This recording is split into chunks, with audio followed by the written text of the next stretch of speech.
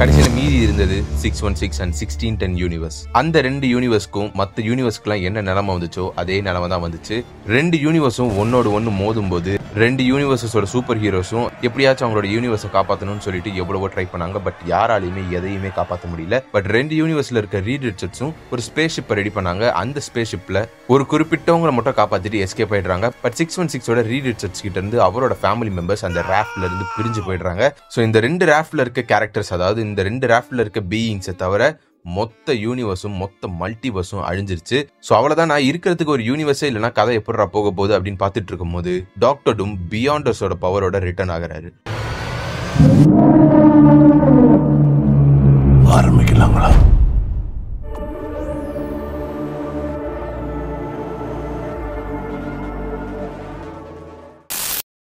616 and 1610 ரெண்டு யூனிவர்ஸும் collide ஆகிற அந்த எக்ஸாக்ட் மொமெண்ட்ல டாக்டர் டூம் இன்வால்வ் ஆகி பியாண்டர்ஸ் கிட்ட இருந்து அவர் எடுத்த பவர்ஸை வச்சு ஒரு புது உலகத்தை உருவாக்கிடுறாரு. 616 அண்ட் 1610 யூனிவர்ஸோட ஒரு சில பிராக்மெண்ட்ஸ், அதாவது ஒரு சில பகுதிகளை மட்டும் கலெக்ட் பண்ணி அதை வச்சு ஒரு புது உலகத்தை கிரியேட் பண்ணியிருக்காரு. ஸோ பேசிக்கலி அழிஞ்சு போன இந்த ரெண்டு யூனிவர்ஸோட ஒரு கலவை தான் இந்த புது உலகம். ஸோ 616 அண்ட் 1610ல இருந்து இன்கர்ஷன்ஸ்னால அழிஞ்ச super heroes, super villains and even normal பீப்புள்னு மட்டும் இல்லாம நிறைய variants of super heroes and super வில்லன்ஸ்ல ஒரு சிலர் காப்பாற்றப்பட்டிருக்காங்க. பட் இங்க மேட்டர் என்னன்னா, அவங்க யாருக்குமே இன்கர்ஷன்ஸ் சேர்த்து அவங்களோட வாழ்க்கையில என்னெல்லாம் நடந்துச்சு அப்படின்றது சுத்தமா எல்லா மெமரிஸையும் டாக்டர் டூம் எரேஸ் பண்ணியிருக்காரு. சோ அவங்கள பொறுத்த வரைக்கும் அவங்களோட ஒரே வாழ்க்கை இது மட்டும் தான். இதுக்கு முன்னாடி அவங்களுக்கு எந்த ஒரு வாழ்க்கையும் இருந்ததில்லை. அண்ட் டாக்டர் டூம் தான் அவங்களோட கடவுள் அப்படின்ற மாதிரி பார்த்துட்டு இருக்காங்க இப்ப இருக்க super heroes and super villains and even normal people எல்லாருமே. அண்ட் இப்படிதான் டாக்டர் டூமுக்கு காட் எம்பரர் டூம் அப்படின்ற பேர் வந்துச்சு. அண்ட் காட் டூம் கிரியேட் பண்ணிருக்க இந்த புது உலகத்தோட பேரு பேட்டில் வேர்ல்ட்.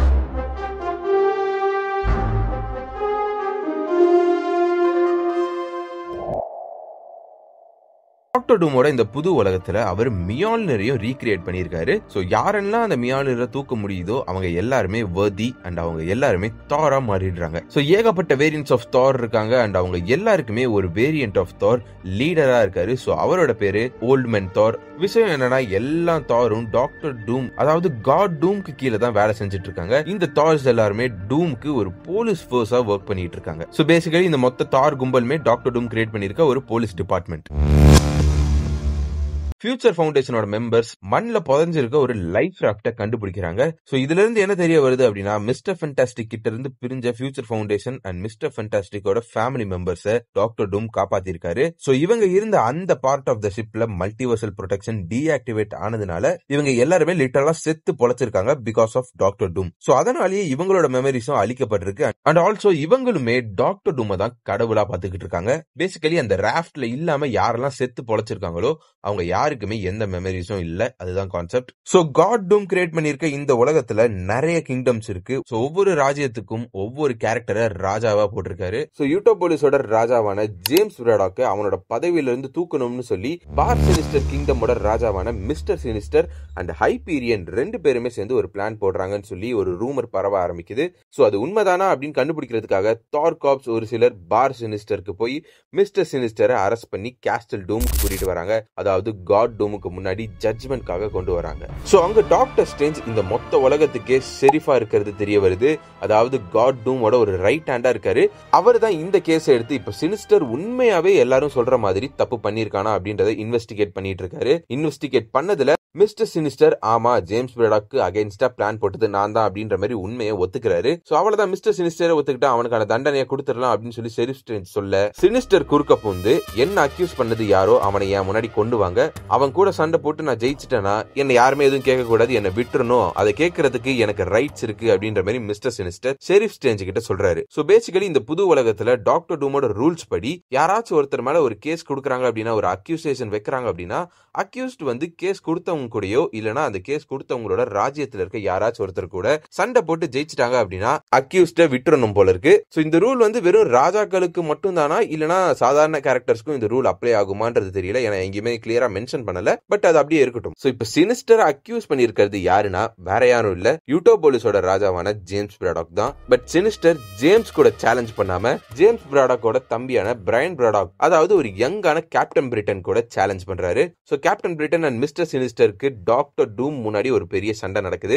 அந்த சண்டையில மிஸ்டர் சினிஸ்டர் ஆல்மோஸ்ட் கேப்டன் பிரிட்டனை கொல்ல போகும்போது டூம் அதை தடுத்து சபையில இருக்க எல்லாருமே மண்டியிட வைக்கிறாரு. சோ காட் டூம்க்கு அவருக்கு அகைன்ஸ்டா யூட்டோபோலிஸ்ல இருக்க யாரோ ஒரு சிலர் திட்டம் தீட்டிட்டு இருக்காங்க அப்படின்ற டீடைல்ஸ் எல்லாமே கிடைக்குது. சோ யூட்டோபோலிஸோட ராஜாவான ஜேம்ஸ் பிராடாக் கிட்ட உன்னோட ராஜ்யத்துல இருக்க யாரோ தான் எனக்கு அகைன்ஸ்டா இது எல்லாத்தையுமே பண்ணிட்டு இருக்காங்க, சோ அது யாருன்னு உனக்கு தெரிஞ்சிருக்கும், சொல்லி யாருது அப்படின்னு சொல்லி காட் டூம் கேட்க ஜேம்ஸ் பிராடாக் அவருக்கு எதுவும் தெரியாது அப்படின்ற மாதிரி சொல்ல, உன்னோட ராஜ்யத்துல என்ன நடக்குதுன்னு உனக்கே தெரியாம எனக்கு தெரிஞ்சிருக்கு, சோ நீ ஒரு தலைவனா இருக்கிறதுக்கு தகுதியே இல்லாதவன் அப்படின்னு சொல்லிட்டு ஜேம்ஸ் பிராடாக்க கோபத்தோட கொல்ல போகும்போது சூசன் ஸ்டார்ம் இன்வால்வ் ஆகி காட் டூமை சமாதானப்படுத்துறாங்க. சோ பிரெயின் வாஷ் பண்ணப்பட்ட சூசன் ஸ்டார்ம் அண்ட் ரீட் ரிச்சர்ட்ஸோட ஃபேமிலி மெம்பர்ஸ் எல்லாரையுமே இப்ப காட் டூம் தன்னோட ஃபேமிலி மெம்பர்ஸா மாத்திக்கிட்டாரு. ஏன்னா அவங்க எல்லாருமே செத்து பொழைச்சவங்க கேட்டகரியில தான் வருவாங்க. சோ சமாதானமான காட் டூம் ஜேம்ஸ் பிராடாக்க கொல்லாம அவரோட ராஜா பட்டத்தை பறிச்சு பிரையன் பிராடாக் கிட்ட கொடுத்துறாரு. சோ இப்ப பிரையன் தான் யூட்டோபோலிஸோட புது ராஜா. சோ இந்த கலவரம் எல்லாமே நடந்து முடிஞ்சதும் வெலீரியா ஷெரிஃப் ஸ்ட்ரேஞ்ச் கிட்ட வெலீரியாவோட ஃபியூச்சர் ஃபவுண்டேஷன் மெம்பர்ஸ் கண்டுபிடிச்ச அந்த புது லைஃப் ராஃப்ட் பத்தின விஷயத்த சொல்றாங்க. ஷெரிஃப் ஸ்ட்ரேஞ்சுக்கு செம ஷாக்கு. இது ஏன் இவ்வளவு லேட்டா சொல்றீங்கன்னு டென்ஷன் ஆகி மொத்த இடத்துக்கும் குவாரண்டைன் ஆர்டரை போடுறாரு. யாருமே அவங்க வீட்டை விட்டு வெளியே வரக்கூடாதுன்ற ஒரு ஆர்டரை போடுறாரு. ஆனா அந்த லைஃப் ராஃப்ட் இருக்க ஏரியாவை ரெஸ்ட்ரிக்டட் ஏரியாவா மாத்துறாங்க. ஓல்ட் மேன் தார் அண்ட் இப்ப புதுசா தாரா மாதிரி இருக்க ஒரு தார் வேரியன்ட் அண்ட் ஒரு சில அல்ல கைங்களை அந்த ராஃப்ட் இருக்க இடத்துக்கு அனுப்பி அதை பத்தி என்னன்னு பாத்துட்டு வர சொல்லி அனுப்புறாரு. மீன்வைல் வெளியேற்றப்பட்ட ஜேம்ஸ் பிராடாக்கு தேவைப்படுற எக்யூப்மெண்ட்ஸ் எல்லாத்தையுமே கொடுத்து சிட்டியை காப்பாத்திட்டு இருக்க ஒரு வாலுக்கு மறுபக்கம் அனுப்பி விடுறாங்க. வாலோட ஒரு பக்கம் டூம்ஸ் கார்டு, இந்த மாதிரி நிறைய கிங்டம்ஸ் இருக்கு. பேசிக்கலி இந்த கேரக்டர்ஸ் எல்லாருமே இருக்காங்க. அண்ட் வாலுக்கு மறுபக்கம் இருக்க இடத்தோட பேரு தி டெட்லாண்ட்ஸ். சோ இங்க மார்வல் ஜாம்பிஸ், அனைலஸோட ஆர்மி அண்ட் இந்த மாதிரி நிறைய டேஞ்சரஸான விஷயங்கள்லாம் இருக்கு. சோ பேசிக்கலி இந்த பேட்டில் வேர்ல்ட் வெறும் 616 அண்ட் 1610 மட்டும் வச்சு உருவாக்கப்படல, மொத்த மல்டிவர்ஸோட ஒரு கலவை தான் இந்த பேட்டில் வேர்ல்ட். சோ கிட்டத்தட்ட இது ஜேம்ஸ் பிராடாக்கு ஒரு மரண தண்டனை மாதிரி தான். முடிஞ்சா சர்வை பண்ணிக்கோ அப்படின்னு சொல்லி தான் இவர் அமுச்சு விட்டுருக்காங்க. சோ டெட்லாண்ட்ஸ்ல இறங்கி அவர் ஃபேஸ் பண்ற முதல் army the Marvel zombies. And அந்த ஆர்மியை லீட் பண்ணிட்டு வரது யாருன்னு பாத்தீங்கன்னா மிரண்டுருவீங்க.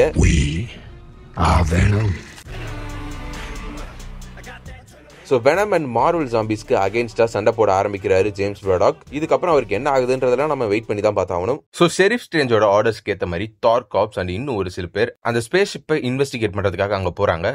ஓல்ட் மேன் தார் அண்ட் யங் தார் அந்த ஷிப்பை நெருங்கும் போது அந்த ஷிப்போட கதவு திறக்குது. ஓல்ட் மேன் தார் பேச ஆரம்பிக்கிறதுக்கு முன்னாடியே ஒரு பெரிய ஈட்டி அவரோட நெஞ்சிலே பாயுது. அங்க இருக்க மத்தவங்களை அலர்ட் பண்ணி அங்க இருந்து தப்பிச்சிருங்கன்னு சொல்லி முடிக்கிறதுக்குள்ள இன்னொரு ஈட்டி தன்னோட தலையிலேயே வந்து இறங்கி ஓல்டு மேன் தார் இறந்துடுறாரு. ஓல்டு மேன் தாரையே கொல்ற அளவுக்கு யாருக்கிட்ட சக்தி இருக்கு அப்படின்னு பார்க்கும்போது அந்த ஸ்பேஸ் ஷிப்ல இருந்து தானோஸ், மேக்கர் அண்ட் அந்த கெபால் டீம் எல்லாருமே வெளியே வராங்க. ஸோ இந்த ஸ்பேஸ் ஷிப், அதாவது இந்த லைஃப் ராஃப்ட் வந்து 1610 லைஃப் ராஃப்ட் ஃபுல்லா வில்லன்ஸ் தான் இருக்காங்க உள்ள. ஸோ ஓல்டு மேன் தார் சாக அங்க இருக்க மத்த எல்லாருமே தெரிச்சு ஓடிடுறாங்க. பட் ஒரே ஒரு சயின்டிஸ்ட் மட்டும் அந்த கெபால் கிட்ட மாட்டிக்கிறாங்க. ஸோ அவங்க கிட்ட இருந்து இந்த உலகத்தை பத்தின எல்லா இன்ஃபர்மேஷனும் எடுத்துக்கிறாங்க. இந்த இடத்தோட பேர் என்ன, இந்த உலகம் எங்களுக்கு ரொம்பவே புதுசா இருக்கு, எப்படி இதெல்லாம் நடந்துச்சு அப்படின்னு சொல்லிட்டு அங்க இருந்த ஒரு சயின்டிஸ்ட மிரட்டி எல்லாம் உண்மையும் எடுத்துக்கிறாங்க. இதெல்லாம் இங்க நடந்துட்டு இருக்க ஓல்டு மேன் தார் செத்துட்டாரு அப்படின்ற நியூஸ் வந்து டாக்டர் ஸ்ட்ரேஞ்சுக்கு போகுது. ஸோ டாக்டர் ஸ்ட்ரேஞ்ச் இந்த வாட்டி அவரே அந்த இடத்துக்கு போறாரு. கூட இன்னும் ஒரு சில தார் காப்ஸ் மெம்பர்ஸ் எல்லாம் இருக்காங்க. அந்த யங் தாரும் இருக்காரு. ஸோ அங்க போனதுக்கு அப்புறம் அந்த கெபால் டீமோட தடையமே இல்லாத மாதிரி எல்லாருமே அந்த இடத்த விட்டு நகர்ந்து போயிட்டாங்க. பட் டாக்டர் ஸ்ட்ரேஞ்ச் தன்னோட பவர்ஸ் எல்லாத்தையுமே யூஸ் பண்ணி அந்த மொத்த இடத்தையுமே ஸ்கேன் பண்ணும்போது இன்னுமே அந்த ஷிப்குள்ள யாரோ ஒரு மர்மமான நபர் ஒளிஞ்சிட்டு இருக்காங்க அப்படின்ற விஷயம் அவருக்கு தெரிய வருது. பட் ஒளிஞ்சிட்டு இருக்கவன் வந்து ஒரு நல்லவன், ஒரு இன்னசென்ட்டான ஆளு, கொஞ்சம் பதட்டமா இருக்கான் அப்படின்றத தெரிஞ்சுக்கிட்டு அங்க இருக்க எல்லா தார் காப்ஸ் மெம்பரையும் இந்த கெபால் டீம் எங்க போயிருக்காங்கன்னு போயிட்டு தனித்தனியா பிரிஞ்சு தேடி உயிரோட அவங்கள கொண்டு வாங்க. அப்பதான் டாக்டர் டூம் கிட்ட அவங்களை நம்மளால கொண்டு போயிட்டு ஜட்மெண்ட்காக நிக்க வைக்க முடியும்.